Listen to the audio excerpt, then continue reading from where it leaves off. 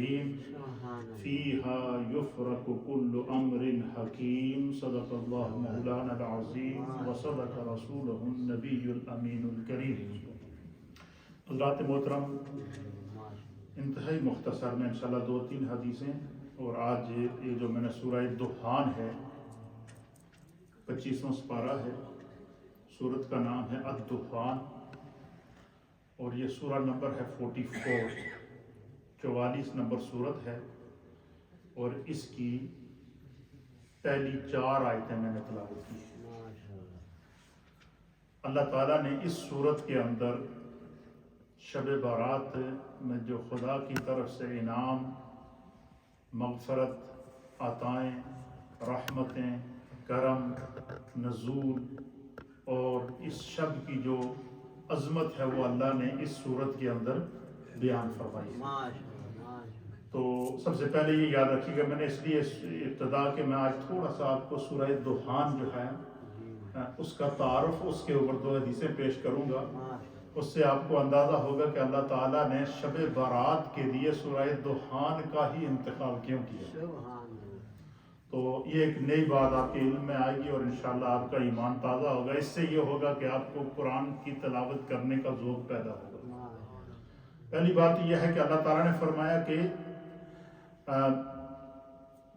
حامیم والکتاب المبین، اس واضح کتاب کی قسم، انا انزلناہ فی لیلۃ مبارکہ، بے شک ہم نے اس کتاب کو برکت والی رات میں نازل کیا، انا کننا منذرین، بے شک ہم عذاب سے ڈرانے والے ہیں، فیہا یفرق کل امر حکیم، اس رات میں ہر حکمت والا کام بانٹ دیا جاتا ہے، امرا من عندنا، اور ہمارے پاس سے ایک حکم کا فیصلہ کیا جاتا ہے، انا کننا مرسلین، بے شک ہم ہی رسولوں کو بھیجنے والے ہیں، رحمتا من ربک، آپ کے رب کی رحمت سے، وَهُوَ السَّمِيعُ الْعَلِيمُ، بے شک وہ سننے والا اور جاننے والا ہے۔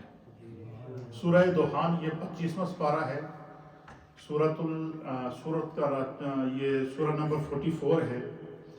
اس سورت کی نبی پاک نے بڑی فضیلت بیان فرمائی۔ اسی سورت کے اندر اللہ تعالیٰ نے فرمایا کہ میں نے پورے کا، کہتے ہیں کہ یہ قرآن کریم نبی علیہ السلام پر سب سے پہلے پورے کا پورا قرآن اللہ تعالیٰ نے لوح محفوظ سے آسمان دنیا پر نازل کیا، پھر اس کے بعد لوگوں کے ذہن کے مطابق احکام کے ذریعے ان کو احکام اور دین سکھانے کے لیے اللہ تعالیٰ نے تھوڑا تھوڑا کر کے نبی علیہ السلام کے قلب اطہر پر اتارا، اور یہ تقریباً 23 سال کا عرصہ بنتا ہے۔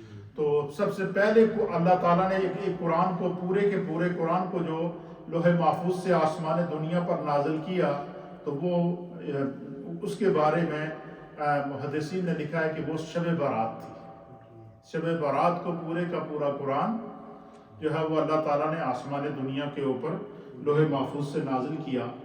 تو اور سورۃ الدخان یہ مکی سورت ہے، اور ترتیب نزول کے اعتبار سے اس کا نمبر 64 ہے، اور ترتیب مصحف کے اعتبار سے اس کا نمبر 44 ہے۔ یہ بات آپ کو میں سمجھنی چاہیے کہ قرآن پاک کی نزول کی 2 ترتیبیں ہیں۔ کون سی ہیں؟ ایک ہے ترتیب نزولی۔ ترتیب نزولی اس ترتیب کو کہتے ہیں کہ جس ترتیب سے جبریل علیہ السلام قرآن کو لے کر نبی علیہ السلام کے سینے پر وحی کے ذریعے لاتے رہے، اس کو ترتیب نزولی کہتے ہیں۔ اچھا، مختلف انداز میں مختلف مواقع کے اوپر قرآن نازل ہوتا تھا، تو نبی علیہ السلام جب وہ آیات نازل ہو جاتی تھی تو آپ کے ساتھ حضور علیہ السلام کے ساتھ تھے، ایک روایت کے مطابق 40 اور ایک روایت کے مطابق 40 سے زائد صحابہ اکرام جن کی ڈیوٹی ہوتی تھی، جو کاتبان وحی تھے، جو کیا کرتے تھے، وہ وحی جو نازل ہوتی تھی اس کو لکھتے تھے۔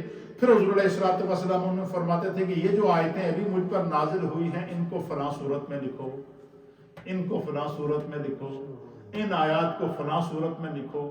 تو ترتیب نزولی وہ ہے کہ جو جبریل علیہ السلام جس ترتیب سے لے کر آئے، اور ترتیب مصحف وہ ہے کہ نبی علیہ الصلوۃ والسلام نے ہر آیت کو اس کی صورت کے اندر ترتیب سے لکھوایا.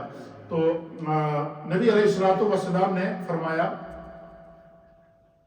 حضرت ابو ہریرہ بیان کرتے ہیں کہ حضور علیہ الصلوۃ والسلام نے فرمایا کہ جس شخص نے صبح اٹھ کر حامیم الدخان یعنی سورہ دخان تلاوت کی، اس کے لیے اللہ تعالیٰ کی طرف سے 70,000 فرشتے استغفار کرتے ہیں. کیونکہ اس صورت کے اندر کثرت استغفار اور مومنین کی بخشش اور شب برات کے اندر اللہ تعالیٰ کا جو نزول اور انعامات ہے اس کا ذکر ہے. تو نبی علیہ الصلوۃ والسلام نے اس صورت کی فضیلت بیان کرتے ہوئے فرمایا، اور یہ حدیث سنن ترمذی کی حدیث ہے اور اس کا حدیث نمبر ہے 2828. کامل ابن عدی کے اندر بھی یہ حدیث جلد نمبر 5 اور صفحہ نمبر 1720 کے اوپر ہے. اور حضرت ابو ہریرہ اس کے راوی ہیں. حضور علیہ السلام نے فرمایا کہ جس شخص نے صبح اٹھ کر سورۃ الدخان جو ہے تلاوت کی ہے، اور جو ہے وہ اس سورہ دخان کو جس شخص نے تلاوت کیا ہے، تو حضور نے فرمایا کہ 70,000 فرشتے اس کے لیے جو ہے وہ مغفرت کی کیا کرتے ہیں، دعا کرتے ہیں. اچھا، یہ سورہ دخان جو ہے اس کی 59 آیات ہیں. کتنی آیات ہیں؟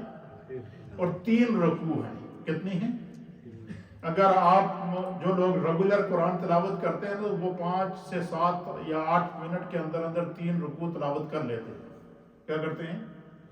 لیکن اب یہ حدیث جو میں نے آپ کے سامنے پیش کی ہے وہ اس لیے پیش کی ہے کہ یہ آپ نیت کر لیں، جو آپ یہاں سن رہے ہیں یا جو لوگ سوشل میڈیا کے ذریعے مجھے سن رہے ہیں یا جو گھروں کے اوپر ریڈیو کے ذریعے مائیں بہنیں بزرگ نوجوان سن رہے ہیں، کہ ایک دفعہ نیت کر کے یہ پڑھ لیں کہ اللہ کے فرشتے بھی میرے لیے استغفار کریں.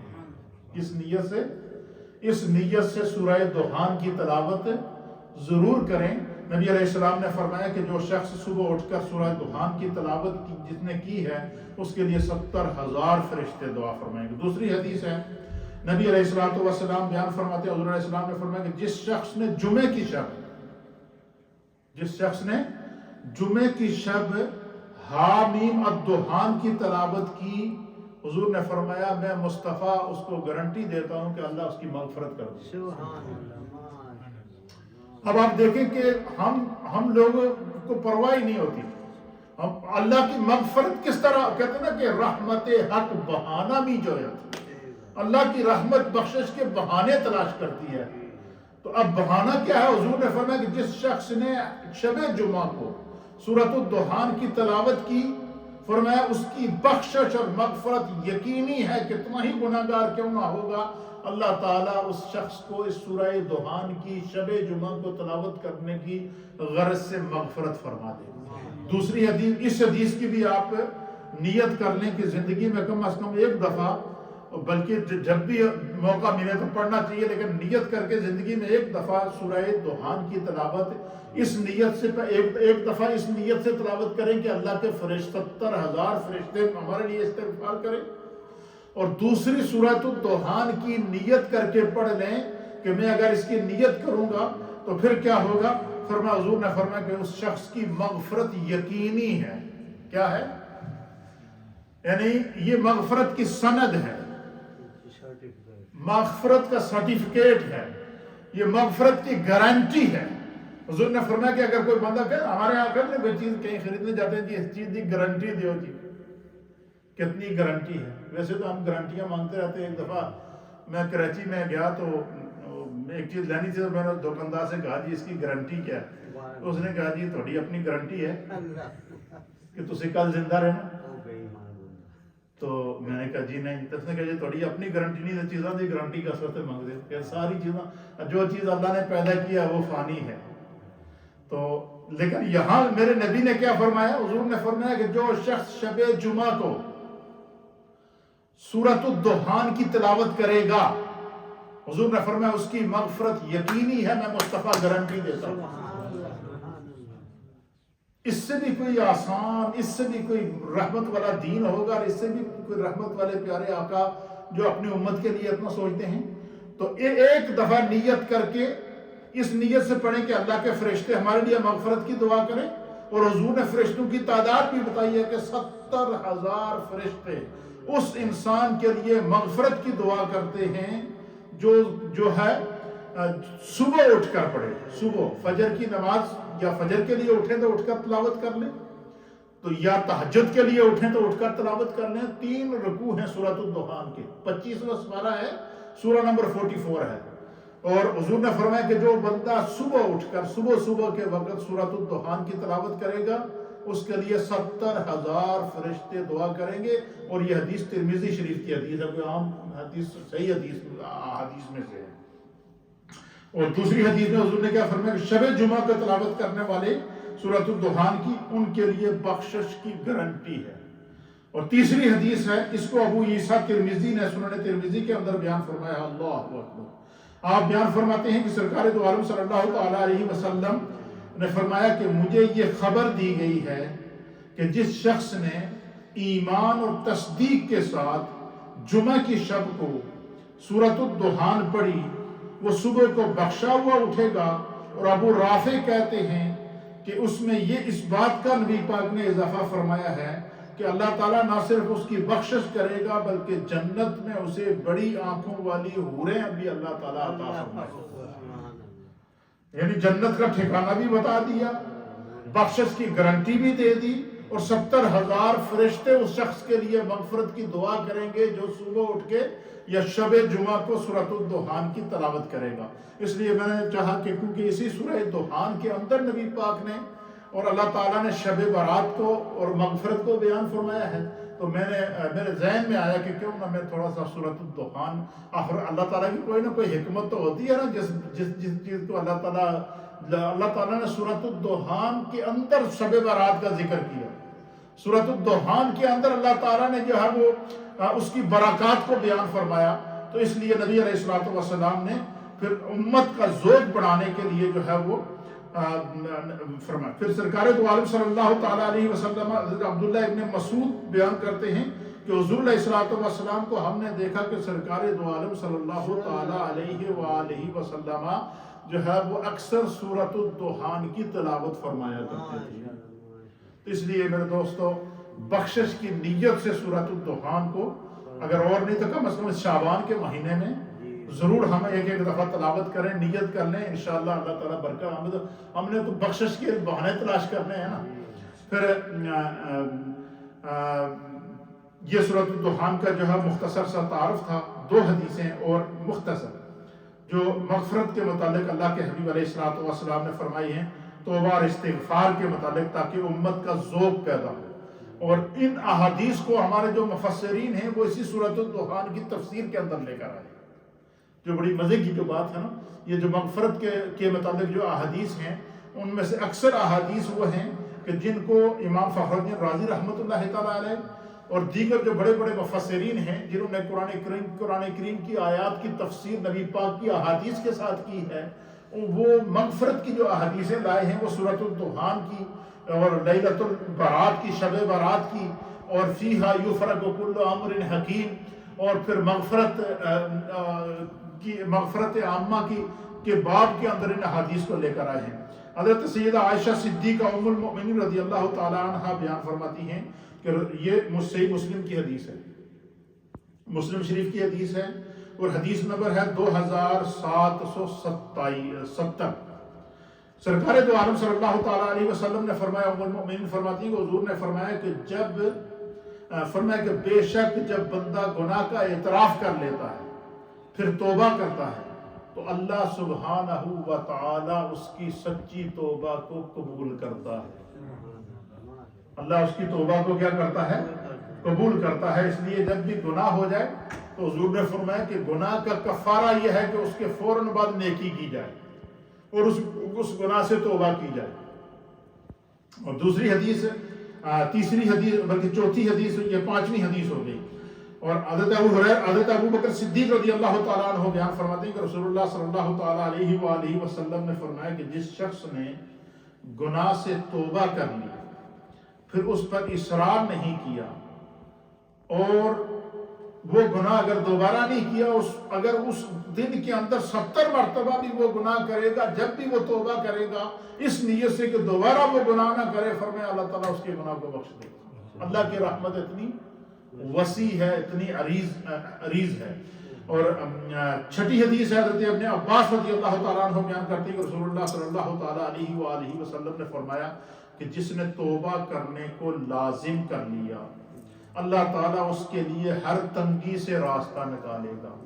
آپ دیکھیں کہ آج ہمارے پاس لوگ آتے ہیں، مائیں بہنیں بزرگ نوجوان، سوشل میڈیا کے ذریعے میسیجز کے ذریعے لوگ پوچھتے ہیں آج کون سا شخص ہے جو کہہ رہا ہے میں کسی مشکل میں نہیں ہوں، کسی مشکل کا شکار نہیں ہوں، کسی تکلیف میں نہیں ہوں، کسی تنگی میں نہیں ہوں۔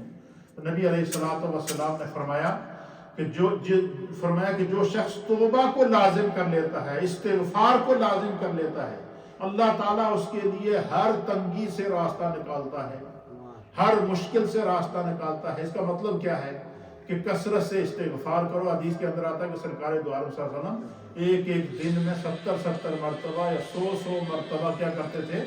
استغفار کیا فرمایا کرتے تھے۔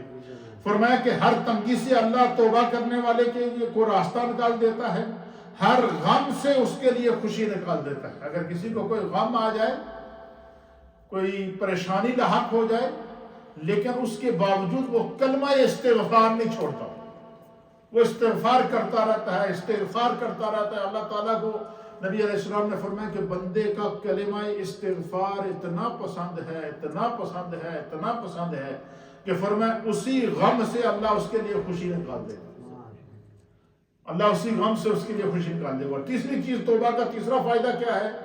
سرکار نے فرمایا کہ جس شخص نے توبہ کو اپنے اوپر لازم کر لیا، استغفار کو اپنے اوپر لازم کر لیا، اللہ اس کو وہاں سے رزق عطا فرمائے گا جہاں سے اس کو وہم و گمان بھی نہ ہوگا۔